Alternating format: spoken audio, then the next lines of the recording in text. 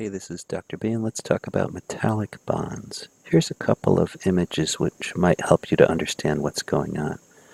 There are many different types of metallic elements. The majority of the periodic table consists of metals, and the type of bonding that occurs is simply the electrostatic attraction between the positively charged nuclei and the negatively charged electrons.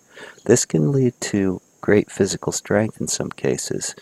It's a nice electrostatic attraction. The electrons are small and in many cases can move around quite a bit. This leads to a mobile sea of electrons. This helps explain both conductivity and the idea that when the electrons are very small, they can squeeze into the spaces even if this thing gets perturbed or, for example, hit with a hammer. So metallic bonds are in general malleable. They also are, in general, electrically conductive. In some cases, they have very high electrical conductivity. So this can lead to great physical strength. It's important to point out this is physical strength and not necessarily chemical stability. Always remember that these metals are electron deficient, right? They do not have a full octet. They have unfilled inner shells. They will tend to always have a desire to lose electrons. Or in layman's terms, they rust. So great physical stability, but unlikely to have very good chemical stability.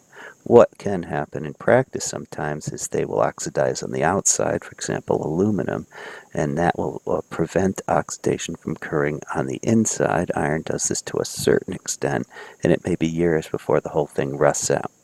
Okay, that's metallic bonds in general. You can play a game where you mix metals together, and this can create alloys. They're metallic mixtures. If the atoms being added are of a similar size, they may not perturb the crystal structure very much, and we can call those substitutional alloys. If they're, for example, quite smaller, they might get interstitial in between the crystal structure, and these might change the physical properties quite a bit, and in fact, in some cases, they can make the metal much stronger, even by a small amount of addition of a different element that is metallic. So two types, substitutional and interstitial. This is a little bit about metallic bonds and alloys.